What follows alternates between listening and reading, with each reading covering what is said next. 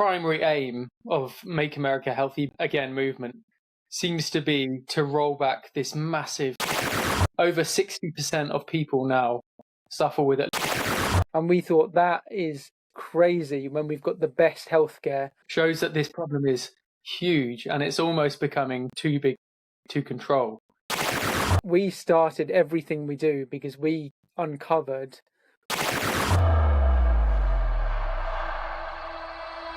Sam and Kit Bowen Russell, who really took skincare into their own hands. Twin brothers from the UK who are taking the skincare industry by storm. Sam is a nuclear astrophysicist, and Kit is a geophysicist and author. A Notre Dame grad and his twin brother are looking to revolutionize skin health. The two launched a 2-year intensive research study. Two very smart guys who knew all about bad skin at a very early age. That woman at the end was our mum, and really she's the face which launched 1,000 questions for us.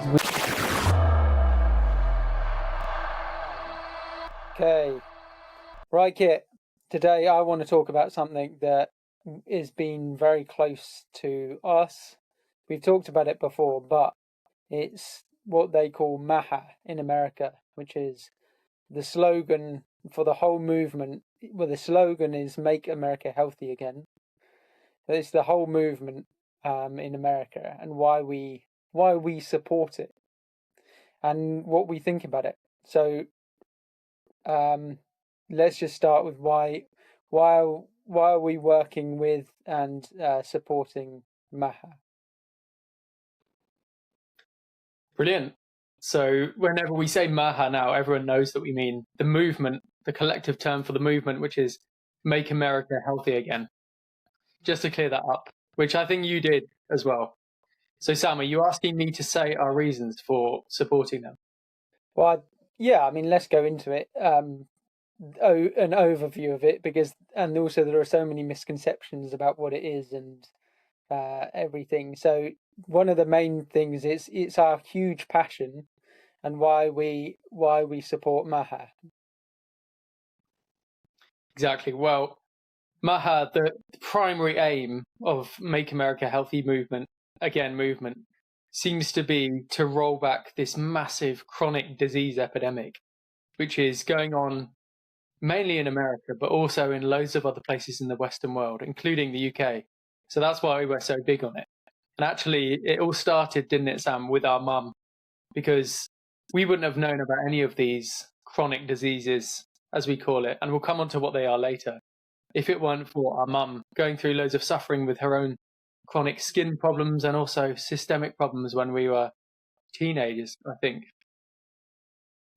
Yeah, but I think let's just say, so we've been in Washington DC, at the heart, where it's supposedly at the heart of government and this movement MAHA. So we've been talking to and involved in a lot of with a lot of the people who supposedly sort and do this stuff. Why are we in the heart of Washington supporting this movement MAHA, and what is its main aim? That's what I was saying, really. So you touched on it there, Kit.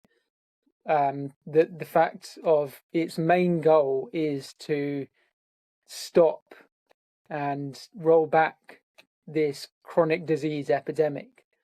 So the reason we support it, in a nutshell, as you would say, is that we started everything we do because we uncovered what we call the skin allergy epidemic, and then the broader chronic disease epidemic, which we'll go into in a minute.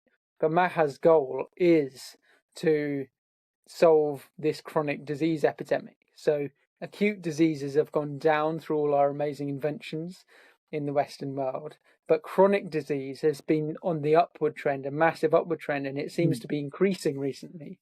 So we discovered this for the skin and saw a massive increase in skin allergies and skin diseases. And we thought that is crazy when we've got the best healthcare in the Western world and in the world.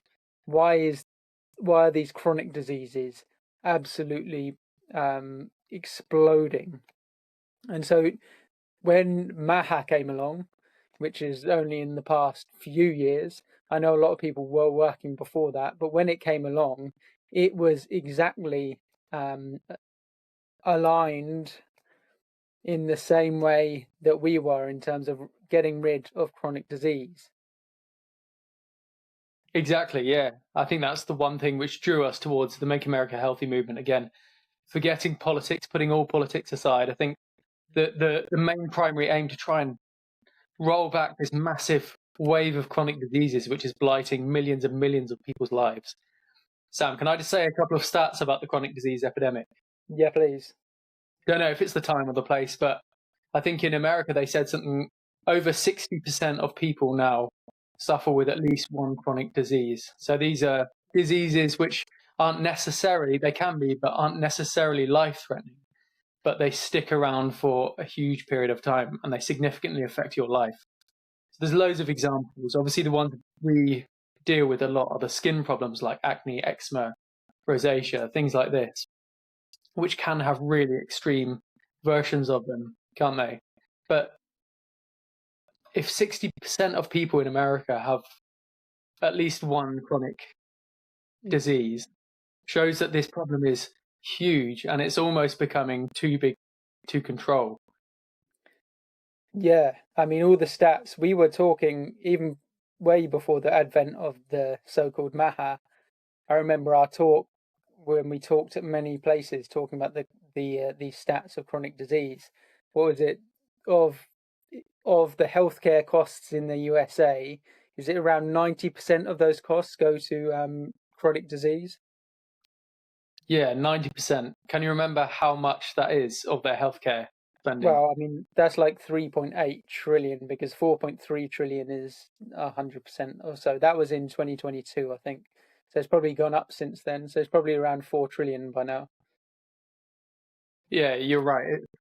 Around about 4 trillion, I think they say now. But the figure in 2022 was 3.7 trillion, which is, an extortionate amount to be spending on not even acute life-threatening problems. So these are all chronic problems which, in many cases, I believe could be totally avoided in our everyday life.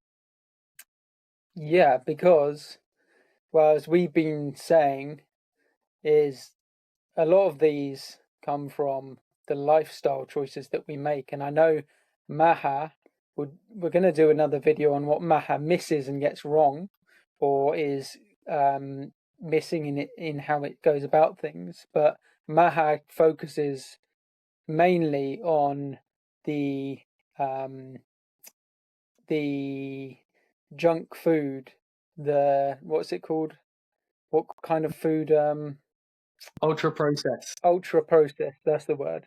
Yeah. So it focuses mainly on the ultra processed food as a driver for this chronic disease epidemic, because a lot of it comes right from something like 50-60% of Americans actually being considered as overweight or obese, something crazy like that.